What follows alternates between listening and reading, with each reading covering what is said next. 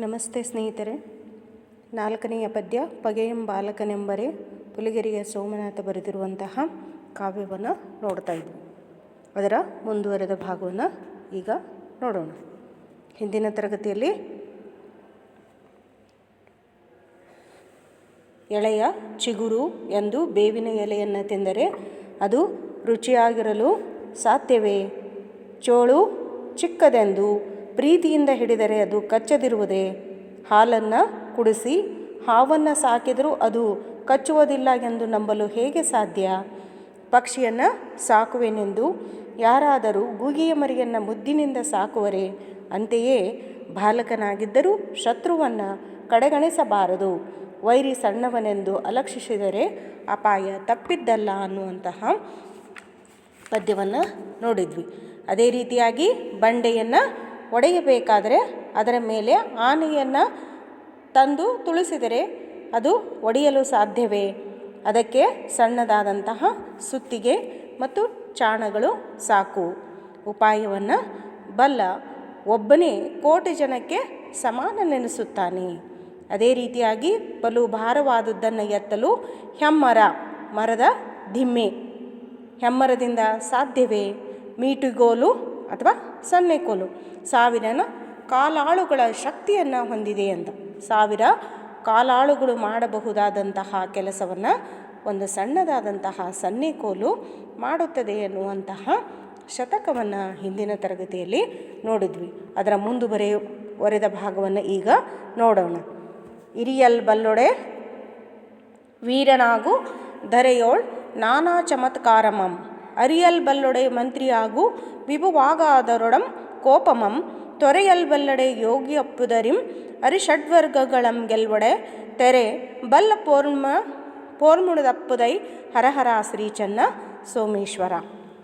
ಇಲ್ಲಿ ಇರಿ ಅಂದ್ರೆ ಕೊಲ್ಲು ಅಥವಾ ಚುಚ್ಚು ತಿವಿ, ಧರೆ ಅಂದ್ರೆ ಭೂಮಿ, ಚಮತ್ಕಾರ ಅಂದ್ರೆ ಸೋಜಿಗ, ವಿಸ್ಮಯ ಸೋಜಿಗ ಅಥವಾ ವಿಸ್ಮಯ ಅಂತ. ಅರಿ ಅಂದ್ರೆ ತಿಳಿದುಕೋ, ವಿಭು ಅಂದ್ರೆ ಅರಸ ಪ್ರಭು, ತೊರೆ ತ್ಯಜಿಸು ಅಥವಾ ಬಿಟ್ಟು ಹೋಗು, ಯೋಗಿ ಅಂದ್ರೆ ಚಿತ್ತವೃತ್ತಿ ನಿರೋಧ ಮಾಡಬಲ್ಲವನು, ಯತಿ ಅಥವಾ ಯತಿ ಅಂತ. ಅರಿಷಡ್ವರ್ಗ ಅಂದ್ರೆ ಕಾಮ ಕ್ರೋಧ ಲೋಭ ಮೋಹ ಮದ ಮಾತ್ಸರ್ಯ ಅಂತ. ಪೋಣ್ಮ ಅಂದರೆ ಹೊಣೆಗಾರಿಕೆ. ನೋಡಿ, ಹಿರಿಯಲ್ ಬಲ್ಲೊಡೆ ವೀರನಾಗು. ಹಿರಿಯಲ್ ಬಲ್ಲೊಡೆ ಶತ್ರುಗಳನ್ನು ಕೊಲ್ಲುವ ಸಾಮರ್ಥ್ಯವಿದ್ದರೆ ಮಾತ್ರವೇ ವೀರನಾಗಬೇಕು ಅಂತ. ಯಾರಿಗೆ ಐತಲ್ಲ ಶತ್ರುಗಳನ್ನು ಕೊಲ್ಲುವಂತಹ ಧೈರ್ಯ, ಯಾರಲ್ಲಿ ಅಂತಹ ಸಾಮರ್ಥ್ಯವಿದೆ ಅಂಥವರು ಮಾತ್ರ ವೀರನಾಗಲಿಕ್ಕೆ ಸಾಧ್ಯ ಅಂತ, ವೀರನಾಗಬೇಕು ಅಂತ. ಧರೆಯೋಳ್ ನಾ ಚಮತ್ಕಾರಮಂ. ಧರೆ ಅಂದರೆ ಇಲ್ಲಿ ಭೂಮಿ. ಪ್ರಪಂಚದಲ್ಲಿ ಅನೇಕ ಚತುರತೆಯನ್ನು ಅರಿತುಕೊಂಡವನು ಮಾತ್ರ ಏನಾಗ್ತಾನ? ಮಂತ್ರಿ ಆಗ್ತಾನ ಅಂತ. ಧರೆಯೋಳ್ ನಾನಾ ಚಮತ್ಕಾರಮಂ ಅರಿಯಲ್ ಬಲ್ಲೊಡೆ ಮಂತ್ರಿಯಾಗು. ಭೂಮಿಯ ಮೇಲೆ ಅಥವಾ ಪ್ರಪಂಚದಲ್ಲಿ ಅನೇಕ ಚತುರತೆಗಳನ್ನು ಅರಿತವನು ಅಥವಾ ತಿಳಿದುಕೊಂಡಂಥವನು, ಚಮತ್ಕಾರಗಳನ್ನು ತಿಳಿದುಕೊಂಡಂಥವನು ಯಾರಿರ್ತಾನ ಅವನು ಮಾತ್ರ ಮಂತ್ರಿ ಆಗಬೇಕು, ಮಂತ್ರಿ ಆಗುತ್ತಾನೆ. ತಂತ್ರ ಪ್ರತಿತಂತ್ರ ಆಮೇಲೆ ಚತುರೋಪಾಯಗಳನ್ನು ತಿಳಿದವನು ಮಂತ್ರಿ ಆಗಲಿಕ್ಕೆ ಯೋಗ್ಯ ಅಂತ. ಆಮೇಲೆ ವಿಭುವಾಗಾದರೊಡಂ ಕೋಪಮಂ ತೊರೆಯಲ್ ಬಲ್ಲೊಡೆ. ನೋಡ್ರಿ, ಇಲ್ಲಿ ಅರಸನಾದಂಥವನು, ವಿಭು ಅಂದ್ರೆ ಅರಸ, ಕೋಪವನ್ನು ತ್ಯಜಿಸಿದವನು ರಾಜನಾಗಲು ಸಾಧ್ಯ ಅಂತ. ಯಾರು ಕೋಪವನ್ನು ಬಿಟ್ಟಿರ್ತಾರಲ್ಲ ಅಂಥವರು ಮಾತ್ರ ರಾಜನಾಗಲು ಅರಸನಾಗಲು ಸಾಧ್ಯ. ರಾಜನಲ್ಲಿ ಏನಿರಬೇಕಾಗ್ತತಿ? ಶಾಂತಿ, ಕ್ಷಮೆ, ದಯಾಗುಣಗಳು ಇರಬೇಕಾಗ್ತತಿ ಅಂತ. ಅರಿಷಡ್ವರ್ಗಗಳಂ ಗೆಲ್ವಡೆ ತೆರೆ ಬಲ್ಲ ಪೋರ್ಮುಣಪುದೈ ಹರಹರ ಶ್ರೀ ಚನ್ನ ಸೋಮೇಶ್ವರ. ಅರಿಷಡ್ವರ್ಗಗಳನ್ನು ಕಾಮ ಕ್ರೋಧ ಲೋಭ ಮೋಹ ಮದ ಮಾತ್ಸರ್ಯ, ಈ ಅರಿಷಡ್ವರ್ಗಗಳನ್ನು ಯಾರು ಗೆದ್ದಿರ್ತಾರಲ್ಲ ಅಂಥವರು ಮಾತ್ರ ಯೋಗಿ ಆಗಬೇಕು, ಅಂಥವರು ಮಾತ್ರ ಯೋಗಿ ಆಗಲಿಕ್ಕೆ ಸಾಧ್ಯ ಅಂತ. ಆಯಾ ಕಾರ್ಯಭಾರವನ್ನು ಈ ರೀತಿಯಾಗಿ ಆಯಾ ಕಾರ್ಯಭಾರವನ್ನು ಹೊಂದಿದವನಿಗೆ ಐತಲ್ಲ ಅರ್ಹತೆಗಳು ಇಲ್ಲದೆ ಹೋದ್ರೆ ಆ ಹೊಣೆಯನ್ನು ಹೊಂದಬಾರದು. ಅಂದ್ರೆ ಇಲ್ಲಿ ಆಯಾ ಐತಲ್ಲ ಕೆಲಸವನ್ನು ಮಾಡಲಿಕ್ಕೆ ಬೇಕಾದಂತಹ ಸಾಮರ್ಥ್ಯ ಅರ್ಹತೆ ಯಾರಲ್ಲಿ ಇರ್ತದೆಯೋ ಅಂಥವರು ಮಾತ್ರ ಈ ರೀತಿಯಾದಂತಹ ಹೊಣೆಗಾರಿಕೆಯನ್ನು ಹೊರಬೇಕೆ ಹೊರತು ಅದು ಇಲ್ಲದೆ ಹೋದ್ರೆ ಅದನ್ನು ಅಂಥ ಹೊಣೆಗಾರಿಕೆ ಅಂತ ಜವಾಬ್ದಾರಿಯನ್ನು ಹೊರಬಾರ್ದು ಅನ್ನುವಂತಹ ವಿಚಾರವನ್ನು ಇಲ್ಲಿ ಪುಲಿಗೆರೆಯ ಸೋಮನಾಥ ಹೇಳ್ತಾನೆ. ತಿಳಿತಾ ಸ್ಟೂಡೆಂಟ್ಸ್? ಇರಿಯಲ್ ಬಲ್ಲೊಡೆ ಇನ್ನೊಂದು ಸರಿ ನೋಡ್ಕೊಳ್ಳಿ. ಇರಿಯಲ್ ಬಲ್ಲೊಡೆ ವೀರನಾಗು ದರೆಯೋಳ್ ನಾನಾ ಚಮತ್ಕಾರಮಂ ಅರಿಯಲ್ ಬಲ್ಲೊಡೆ ಮಂತ್ರಿಯಾಗು, ಇರಿಯಲ್ ಬಲ್ಲೊಡೆ ವಿಭುವಾಗು. ಇಲ್ಲಿ ಇರಿಯಲ್ ಬೊಡೆ ಶತ್ರುಗಳನ್ನು ಕೊಲ್ಲುವ ಸಾಮರ್ಥ್ಯವಿದ್ದರೆ ಮಾತ್ರ ಇದರಲ್ಲಿ ನೀನು ವೀರನಾಗಬೇಕು. ಆಮೇಲೆ ದರೆಯೋಳ್ ನಾನಾ ಚಮತ್ಕಾರಮಂ ಅರಿಯಲ್ ಬಲ್ಲೊಡೆ ಮಂತ್ರಿಯಾಗು. ಈ ಪ್ರಪಂಚದಲ್ಲಿ ಅಥವಾ ಈ ಜಗತ್ತಿನಲ್ಲಿ ಅಥವಾ ಈ ಧರೆಯಲ್ಲಿ ಅಥವಾ ಈ ಭೂಮಿಯ ಮೇಲೆ ಇರುವಂಥ ಅನೇಕ ಚಾತುರ್ಯಗಳನ್ನು, ಚಮತ್ಕಾರಗಳನ್ನು, ಚತುರತೆಯನ್ನು ತಿಳಿದುಕೊಂಡಂಥವನು ಮಾತ್ರ ಏನಾಗ್ತಾನೆ? ಮಂತ್ರಿ ಆಗಬೇಕು, ಮಂತ್ರಿ ಆಗ್ತಾನೆ. ತಂತ್ರ ಪ್ರತಿತಂತ್ರ ಚತುರೋಪಾಯಗಳನ್ನು ಯಾರು ತಿಳ್ಕೊಂಡಿರ್ತಾರಲ್ಲ ಅಂಥವರು ಮಾತ್ರ ಐತಲ್ಲ ಯೋಗ್ಯವಾದಂತಹ ಮಂತ್ರಿ ಆಗಲಿಕ್ಕೆ ಸಾಧ್ಯ, ಅಂಥವನು ಮಾತ್ರ ಮಂತ್ರಿ ಆಗಬೇಕು ಅಂತ. ಆಮೇಲೆ ವಿಭುವಾಗಾದರೊಡಂ ಕೋಪಮಂ ತೊರೆಯಲ್ಬಲ್ಲೊಡೆ. ಇಲ್ಲಿ ಕೋಪವನ್ನು, ಸಿಟ್ಟು, ಕೋಪ, ಇವು ಅಹಂಕಾರ ಯಾವ ಎಲ್ಲಿ ಇರ್ತಾವಲ್ಲ ಅಂಥವೆಲ್ಲವನ್ನು ಬಿಟ್ಟವನು ಮಾತ್ರ ಏನಾಗ್ತಾನೆ? ಅರಸನಾಗಲು ಸಾಧ್ಯ ಅಂತ. ರಾಜನಲ್ಲಿ ಐತಲ್ಲ ಶಾಂತಿ ಇರಬೇಕು, ಕ್ಷಮಾಗುಣ ಇರಬೇಕು ಮತ್ತು ದಯಾಗುಣ ಇರಬೇಕು ಅಂತ. ಇಂಥ ಗುಣಗಳನ್ನು ಹೊಂದಿದವನು ಮಾತ್ರ ಐತಲ್ಲ ಅರಸನಾಗಲಿಕ್ಕೆ ಯೋಗ್ಯನಾದಂಥವನು ಅಂತ. ಯೋಗಿ ಅಪ್ಪುದರಿಂ ಅರಿಷಡ್ವರ್ಗಗಳಂ ಗೆಲ್ವಡೆ. ಯೋಗಿ ಯೋಗಿ ಆಗಬೇಕಾದ್ರೆ ಇಲ್ಲಿ ಅರಿಷಡ್ವರ್ಗಗಳನ್ನು ಗೆಲ್ಲಬೇಕಾಗ್ತತಿ. ಕಾಮ, ಕ್ರೋಧ, ಮದ, ಮೋಹ, ಮಾತ್ಸರ್ಯ ಅನ್ನುವಂತಹ ಇವೇನು ಅರಿಷಡ್ವರ್ಗಗಳು. ಅರಿ ಅಂದ್ರೆ ವೈರಿ, ಷಡ್ವರ್ಗ ಅಂದ್ರೆ ಆರು ವರ್ಗಗಳನ್ನು ಹೊಂದಿದಂಥವು. ಕಾಮ, ಕ್ರೋಧ, ಲೋಭ, ಮೋಹ, ಮದ, ಮಾತ್ಸರ್ಯ ಇವು ಎಲ್ಲವುಗಳನ್ನು ಗೆದ್ದವನು ಮಾತ್ರ ಐತಲ್ಲ ಯೋಗಿ ಆಗಲಿಕ್ಕೆ ಸಾಧ್ಯ ಅಂತ. ಈ ರೀತಿಯಾಗಿ ತೆರೆಬಲ್ಲ ಪೂರ್ಣಪ್ಪುದೈ ಹರಹರ ಶ್ರೀ ಚನ್ನ ಸೋಮೇಶ್ವರ. ಆಯಾ ಕಾರ್ಯಭಾರವನ್ನು ಯಾರು ಹೊಂದಿರ್ತಾರಲ್ಲ, ಯಾರು ಅರ್ಥಕೊಂಡಿರ್ತಾರ, ಬಲ್ಲು ದಪ್ಪುದೈ ಯಾರು ತಿಳಿದುಕೊಂಡಿರ್ತಾರಲ್ಲ ಅಂಥವರು ಮಾತ್ರ ಐತಲ್ಲ ಈ ಜವಾಬ್ದಾರಿಯನ್ನು ಹೊರಬೇಕು. ಹೊರತು ಇಂಥವರು ಹೊಣೆಗಾರಿಕೆ ಅಥವಾ ಜವಾಬ್ದಾರಿ ಅರ್ಹತೆ ಸಾಮರ್ಥ್ಯ ಇಲ್ಲದೆ ಹೋದ್ರೆ ಇಂಥ ಜವಾಬ್ದಾರಿಯನ್ನು ಹೊರಬಾರ್ದು ಅಂತ ಹೇಳಿ ಏನು ಮಾಡ್ತಾನವ ಹೇಳ್ತಾನೆ. ಈ ರೀತಿಯಾದಂಥ ನೀತಿ ಉಪದೇಶಗಳನ್ನು ಇಲ್ಲಿ ಸೋಮೇಶ್ವರ ಪುಲಿಗೆರೆಯ ಸೋಮನಾಥ ಹೇಳ್ತಾನೆ. ನೆಕ್ಸ್ಟ್ ಮುಂದಿನ ಶತಕವನ್ನು ನೋಡಿ. ಪೊಡೆಯೋಳ್ ತುಂಬಿರೆ ಪಂಕ ಮೇಲೆ ತಾ ಸುದ್ದನಪ್ಪನೆ. ಪಡೆಯೋಳ್ ತುಂಬಿರೆ ಪಂಕ ಮೇಲೆ ತೊಳೆಯಲ್ ತಾ ಸುದ್ದನಪ್ಪನೆ. ಕಡುಪಾಪಂ ಬಲು ಮೀಯಲಾತ ಶುಚಿಯೇ ಕಾಕಾಳಿತಾ ಮೀಯದೆ. ಗುಡಪಾನಂಗಳೊಳೆದ ಬೇವಿನ ಫಲಂ ಸ್ವಾದಪ್ಪುದೇ ಲೋಕದೋಳ್ ಮಡಿಯೇ ನಿರ್ಮಲ ಚಿತ್ತವೈ ಹರಹರ ಶ್ರೀ ಚನ್ನ ಸೋಮೇಶ್ವರ. ಇಲ್ಲಿ ಪೊಡೆಯೋಳ್, ಪೊಡೆ ಅಂದ್ರೆ ಇಲ್ಲಿ ಹೊಟ್ಟೆ.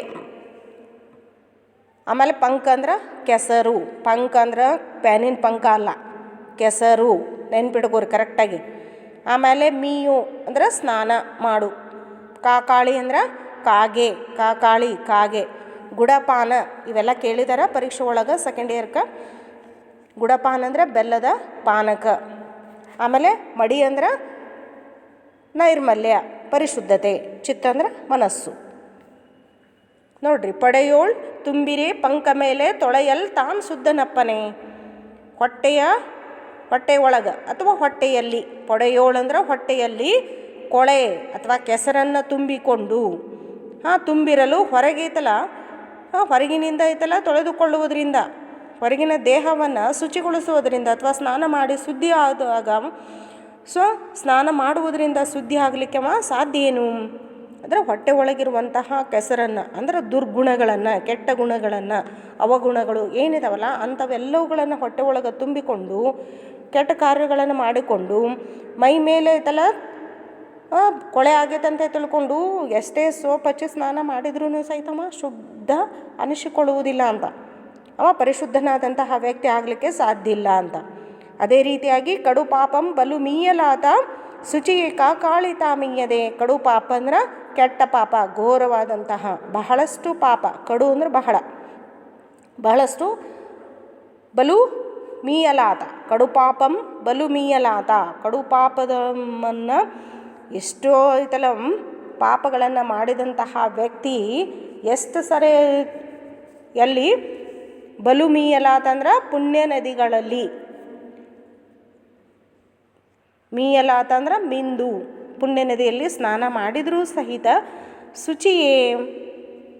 ಹೇಗೆ ಅಂದ್ರೆ ಕಾಳಿ ತಾಮೀಯದೆ, ಕಾಗೆಗಳ ನೀರಿನಲ್ಲಿ ಮುಳುಗಿ ಏಳುವಂತೆ, ಕಾಗೆ ಅಷ್ಟೇ ಸರಿ ಹೋಗೈತಲ್ಲ ನದಿ ನೀರಿನೊಳಗೈತಲ್ಲ ಮುಳುಗಿ ಅದ್ರೂ ಸಹಿತ ತನ್ನ ಕಪ್ಪಾದಂತಹ ಬಣ್ಣವನ್ನು ಏನು ಮಾಡಂಗಿಲ್ಲದು ಕಳೆದುಕೊಳ್ಳಲಿಕ್ಕೆ ಹೇಗೆ ಸಾಧ್ಯವಿಲ್ಲವೋ ಅದೇ ರೀತಿಯಾಗಿ ಬಹಳಷ್ಟು ಪಾಪ ಮಾಡಿದಂತಹ ವ್ಯಕ್ತಿ ಪುಣ್ಯ ತೀರ್ಥಕ್ಷೇತ್ರಗಳಲ್ಲಿ ಪುಣ್ಯ ಸ್ನಾನವನ್ನು ಮಾಡಿ ಬಂದ್ರೆ ಅಥವಾ ಗಂಗಾ ನದಿಯಲ್ಲಿ ಹೋಗಿ ಐತಲ್ಲ ಪವಿತ್ರವಾದಂಥ ನದಿ ಭಾರತೀಯರಿಗೆ, ಆ ನದಿ ಒಳಗೈತಲ್ಲ ಸ್ನಾನ ಮಾಡಿದ್ರೆ ಐತಲ್ಲ ಆತನ ಎಲ್ಲ ಪಾಪಗಳು ಸರ್ವ ಪಾಪಗಳು ನಾಶ ಆಗ್ತತಿ ಅಂತ. ಮನುಷ್ಯ ಮಾಡಿದಂತಹ ಪಾಪ ಐತಲ್ಲ ನಾಶ ಆಗಲಿಕ್ಕೆ ಸಾಧ್ಯ ಇಲ್ಲ. ಹೆಂಗೈತಲ್ಲ ಕಾಗಿ ತನ್ನ ಕಪ್ಪಾದಂತಹ ಬಣ್ಣವನ್ನು ಕಳೆದುಕೊಳ್ಳಲಿಕ್ಕೆ ಸಾಧ್ಯವಿಲ್ಲವೋ ಅದೇ ರೀತಿಯಾಗಿ ಬಹಳಷ್ಟು ಪಾಪವನ್ನು ಮಾಡಿದ ವ್ಯಕ್ತಿ ಆತ ಪುಣ್ಯಕ್ಷೇತ್ರಗಳಲ್ಲಿ ಅಥವಾ ಪುಣ್ಯ ನದಿಗಳಲ್ಲಿ ಐತಲ್ಲ ಎಷ್ಟೇ ಮಿಂದರು, ಎಷ್ಟೇ ಸ್ನಾನವನ್ನು ಮಾಡಿದ್ರೂ ಸಹಿತ ಮುಳುಗಿ ಎದ್ರೂ ಸಹಿತ ಆತನ ಪಾಪ ಪರಿಹಾರ ಆಗುವುದಿಲ್ಲ. ಹೆಂಗಂದ್ರೆ ಇಲ್ಲಿ ಕಾಗಿ ತನ್ನ ಬಣ್ಣವನ್ನು ಹೆಂಗೆ ನದಿ ನೀರು ಒಳಗೈತಲ್ಲ ಎಷ್ಟೇ ಸರಿ ಮುಳುಗಿ ಎದ್ರೂ ಸಹಿತ ತನ್ನ ಬಣ್ಣವನ್ನು ಬದಲಾಯಿಸಿಕೊಳ್ಳಲಿಕ್ಕೆ ಸಾಧ್ಯ ಇಲ್ಲೋ ಅದೇ ರೀತಿಯಾಗಿ ವ್ಯಕ್ತಿ ಮಾಡಿದಂತಹ ಪಾಪ ಕಳೆದುಕೊಳ್ಳಲು ಸಾಧ್ಯವಿಲ್ಲ. ಯಾಕಂದ್ರೆ ದೇವರ ಮಾನವನಿಗೆ ಐತಲ್ಲ ವಿಚಾರ ಶಕ್ತಿಯನ್ನು ಕೊಟ್ಟಿದ್ದಾನೆ, ಆಲೋಚನೆ ಶಕ್ತಿಯನ್ನು ಕೊಟ್ಟಿದ್ದಾನೆ, ತಿಳುವಳಿಕೆ ಬುದ್ಧಿಯನ್ನು ಕೊಟ್ಟಿದ್ದಾನೆ. ಅದಕ್ಕಾಗಿ ಇದು ಸಾಧ್ಯ ಇಲ್ಲ ಅಂತ.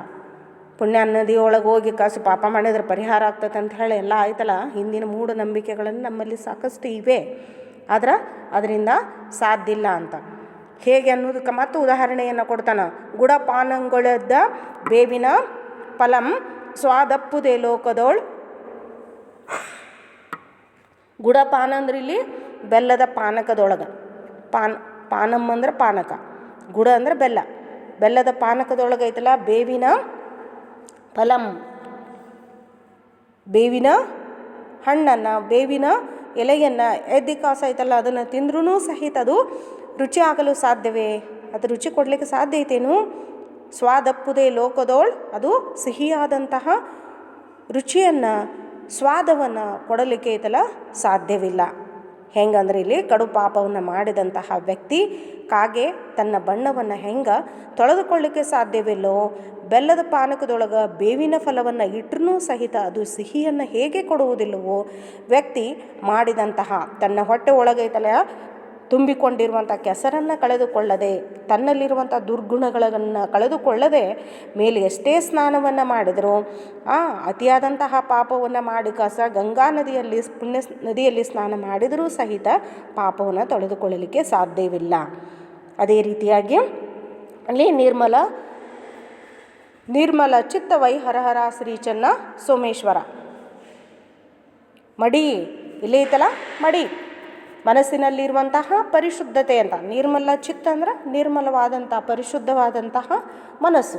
ಮನಸ್ಸಿನ ಪರಿಶುದ್ಧತೆಗೆ ಏನಂತಾರೆ ಮಡಿ ಅಂತ ಹೇಳಿ ಅನ್ನಿಸ್ಕೊಳ್ತೈತಿ.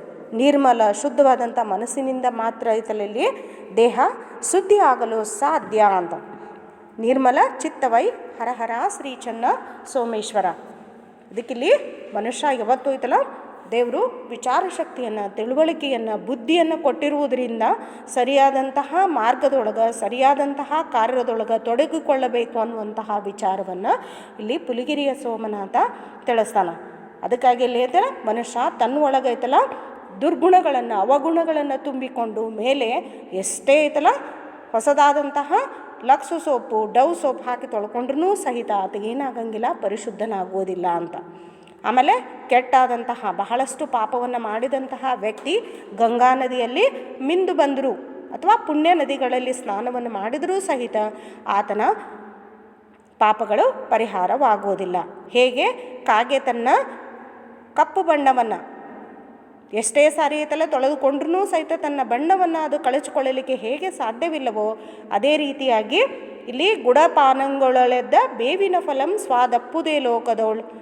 ಇಲ್ಲಿ ಬೆಲ್ಲದ ಪಾನಕದೊಳಗೈತಲ್ಲ ಬೇವಿನ ಎಲೆಯನ್ನು ಹಾಕಿ ಅದನ್ನು ತಿಂದಾಗ ಅದು ಯಾವ ರೀತಿಯಾದಂಥ ರುಚಿಯನ್ನು, ಸ್ವಾದವನ್ನು ಕೊಡುವುದಿಲ್ಲವೋ ಅದೇ ರೀತಿಯಾಗಿ ಮಡಿಯೇ ನಿರ್ಮಲ ಚಿತ್ತವೈ ಹರಹರ ಶ್ರೀ ಚೆನ್ನ ಸೋಮೇಶ್ವರ. ಮನಸ್ಸಿನಲ್ಲಿ ಪರಿಶುದ್ಧತೆಯನ್ನು ಇಟ್ಟುಕೊಂಡಾಗ ಮಾತ್ರ ಐತಲ್ಲ ದೇಹ ಶುದ್ಧಿ ಆಗಲು, ಮನುಷ್ಯ ಐತಲ್ಲ ಇಲ್ಲಿ ಶುದ್ಧಿ ಆಗಲಿಕ್ಕೆ ಪರಿಶುದ್ಧನಾಗಿ ಬದುಕಲಿಕ್ಕೆ ಬಾಳಲಿಕ್ಕೆ ಸಾಧ್ಯ ಅನ್ನುವಂತಹ ವಿಚಾರವನ್ನು ಪುಲಿಗೆರೆಯ ಸೋಮನಾಥ ಈ ಒಂದು ಪದ್ಯದೊಳಗೆ ಅಥವಾ ಶತಕ ಪದ್ಯದೊಳಗೆ ಐತಲ್ಲ ತಿಳಿಸಿಕೊಳ್ತಾನೆ. ಇಲ್ಲಿ ಬರುವಂತಹ ಪುಲಿಗೆರೆಯ ಸೋಮನಾಥನ ದೇವಾಲಯ. ಇಲ್ಲಿ ಆತ ಈ ಲಕ್ಷ್ಮೇಶ್ವರದೊಳಗೆ ಇರುವಂತಹ ಇದು ಒಂದು ದೇವಾಲಯ. ಇಲ್ಲಿ ಐತಲ್ಲ ಆ ಕವಿ ಬಾಳಿದ್ದ ಅನ್ನುವಂಥ ವಿಚಾರ ನಮಗೆ ತಿಳಿದು ಬರ್ತದೆ. ಅದೇ ರೀತಿಯಾಗಿ ಈ ಒಂದು ಪದ್ಯದೊಳಗೆ ಬರುವಂತಹ ಕಠಿಣ ಶಬ್ದಗಳನ್ನು ಸರಿಯಾಗಿ ಐತಲ್ಲ ನೀವು ಅಭ್ಯಾಸವನ್ನು ಮಾಡಬೇಕು. ಯಾಕಂದ್ರೆ ಇದರಲ್ಲಿ ಸೆಕೆಂಡ್ ಇಯರ್ಗೆ ಜಾಸ್ತಿ ಐತಲ್ಲ ಕಠಿಣ ಶಬ್ದಾರ್ಥಗಳನ್ನು ಕೇಳಿದ್ದಾರೆ. ಅದಕ್ಕಾಗಿ ಲಕ್ಷ್ಯ ವಹಿಸಿ ನೋಡ್ಕೊಳ್ಳಿ. ಆಮೇಲೆ ಇಲ್ಲಿ ಶತಕ ಸಾಹಿತ್ಯ ಅಂದ್ರೆ ಏನು ಅನ್ನೋದನ್ನು ಈಗಾಗಲೇ ನಾನು ಹೇಳಿದ್ದೀನಿ. ಅದ್ರ ಜೊತೆಗೆ ಕೊಟ್ಟಿದ್ದಾರೆ, ಮತ್ತೊಂದು ಸರಿ ನೋಡ್ಕೊಳ್ಳಿ. ಆಮೇಲೆ ಬಗೆಯಂ ಬಾಲಕನೆಂಬರೆ ಎನ್ನುವಂತಹ ಅದರದ ಸಾರಾಂಶವನ್ನು ನಾನು ಇಲ್ಲಿ ಕೊಟ್ಟಿದ್ದೀನಿ. ಇಲ್ಲಿ ಮುಖ್ಯವಾಗಿ ಬರುವಂತಹ ನೀವು ನೆನಪಿಡಬೇಕಾದಂತಹ ಪ್ರಮುಖವಾದಂಥ ಅಂಶಗಳು ಯಾವುವು ಅನ್ನುವಂಥದ್ದನ್ನು ಒಂದು ಸರಿ ನೋಡ್ಕೊಳ್ಳಿ. ಬಲ್ಲವರಿಂದ ಕಲಿಬೇಕು, ಶಾಸ್ತ್ರ ಅಧ್ಯಯನ ಮಾಡಿ ಮಾಡುವವರನ್ನು ನೋಡಿ, ಸಜ್ಜನರ ಸಹಾಯದಿಂದ, ತನ್ನ ಅರಿವಿನಿಂದ ಆಮೇಲೆ ಸುಜ್ಞಾನಿ ಆಗಲಿಕ್ಕೆ ಸಾಧ್ಯ, ತಿಳುವಳಿಕೆಯನ್ನು ಹೊಂದಲಿಕ್ಕೆ ಸಾಧ್ಯ ಅನ್ನುವಂಥದ್ದು ಮೊದಲನೆಯ ಶತಕದಲ್ಲಿ ಬರುವಂತಹ ಮುಖ್ಯವಾದಂಥ ಅಂಶಗಳು. ಇನ್ನು ಎರಡನೆಯದು ಅನುಭವಿಸಲಾಗದಂತಹ ಹಣ, ಮುಪ್ಪಿನಲ್ಲಿ ಒದಗದ ಮಗ, ಪೈರು ಒಣಗಿದ ಮೇಲೆ ಬರುವಂತಹ ಮಳೆ, ಆಪತ್ತಿಗಾದಂತಹ ನೆಂಟ, ಇವೆಲ್ಲರೂ ಸಹಿತ ನಿಷ್ಪ್ರಯೋಜಕರು ಅಂತ. ಇದು ಈಗಾಗಲೇ ಇದನ್ನೆಲ್ಲ ಚೆನ್ನಾಗಿ ಬಿಡಿಸಿ ಹೇಳಿದ್ದೀನಿ. ಇಲ್ಲಿ ನಿಷ್ಪ್ರಯೋಜಕರು ಯಾರು ಅನ್ನುವಂತಹ ವಿಚಾರವನ್ನು ಹೇಳ್ತಾನೆ. ಅದೇ ರೀತಿಯಾಗಿ ಬೇವಿನ ಚಿಗುರು ಸಿಹಿ ಆಗಿರದೆ ತಿನ್ನಲು ಬಾರದು ಅಂತ. ಬೇವಿನ ಎಲೆ ಯಾವತ್ತು ಕಹಿ ಆಗಿರ್ತದೆ. ಚೇಳು ಮರಿಯಾಗಿದ್ದರೂ ಚಿಕ್ಕದಾಗಿದ್ದರೂ, ಹಾಲುಂಡು ಬೆಳೆದಂತಹ ಹಾವು ಚಿಕ್ಕವನಾದರೂ ವೈರಿಯು, ಯಾವತ್ತು ಇವರೆಲ್ಲರೂ ಅಪಾಯಕಾರಿ ಮನುಷ್ಯರೇ, ಅಪಾಯಕಾರಿ ವಸ್ತುಗಳೇ ಅಂತ. ಅದೇ ರೀತಿಯಾಗಿ ಆನೆಯನ್ನು ತೆಗೆದುಕೊಂಡು ಬಂದು ದೊಡ್ಡ ಬಂಡೆಯನ್ನು ಒಡೆಯಲಿಕ್ಕೆ ಸಾಧ್ಯವಿಲ್ಲ ಅಂತ. ಇನ್ನು ಹೆಮ್ಮರದಿಂದ ಭಾರವಾದಂತಹ ವಸ್ತುಗಳನ್ನು ಎತ್ತಲಿಕ್ಕೆ ಸಾಧ್ಯವಿಲ್ಲ. ಇವಕ್ಕೆಲ್ಲ ಏನು ಬೇಕಾಗ್ತದೆ? ಚಾಣ, ಆಮೇಲೆ ಸಣ್ಣದಾದಂತಹ ಸನ್ನೆಗಳು ಅಥವಾ ಸನ್ನೆಕೋಲು ಬೇಕು ಅಂತ. ಉಪಾಯವನ್ನು ಅರಿತಂತಹ ಒಬ್ಬ ವ್ಯಕ್ತಿ ಕೋಟಿ ಜನರಿಗೆ ನಮ್ಮ ಸರಿ ಸಮಾನನಾದಂಥವನು ಅಂತ. ಇನ್ನು ಶೌರ್ಯವಿದ್ದರೆ ಮಾತ್ರ ಏನು ಸೈನಿಕ, ಇನ್ನು ಚತುರತೆ ಇದ್ದರೆ ಮಂತ್ರಿ ಆಗ್ತಾನೆ, ಶಾಂತಿ ಗುಣವಿದ್ದರೆ ಮಾತ್ರ ರಾಜ, ಆಶೆಗಳನ್ನು ಬಿಟ್ಟರೆ ಮಾತ್ರ ಯೋಗಿ ಆಗಬೇಕು ಅನ್ನುವಂಥದ್ದು. ಕೊನೆಯದಲ್ಲಿ ಕೆಟ್ಟ ಪಾಪಿ ಎಲ್ಲಿ ಮಿಂದರೂ ಕಾಗೆ ನೀರಿನಲ್ಲಿ ಮುಳುಗೇಳುವಂತೆ, ಬೇವಿನ ಹಣ್ಣು ಬೆಲ್ಲದಲ್ಲಿಟ್ಟರೂ ಸಿಹಿ ಆಗದು. ಅದೇ ರೀತಿಯಾಗಿ ಮನುಷ್ಯನ ಶುದ್ಧಿಯೇ ದೇಹ ಶುದ್ಧಿಗೆ ಕಾರಣ ಅನ್ನುವಂತಹ ವಿಚಾರವನ್ನು ಪುಲಿಗೆರೆ ಸೋಮನಾಥ ಈ ಒಂದು ಶತಕ ಕಾವ್ಯದೊಳಗೆ ಹೇಳಿದನು. ಮುಂದಿನ ಪೀರಿಯಡ್ ಒಳಗೆ ನೋಡೋಣ. Thank you students.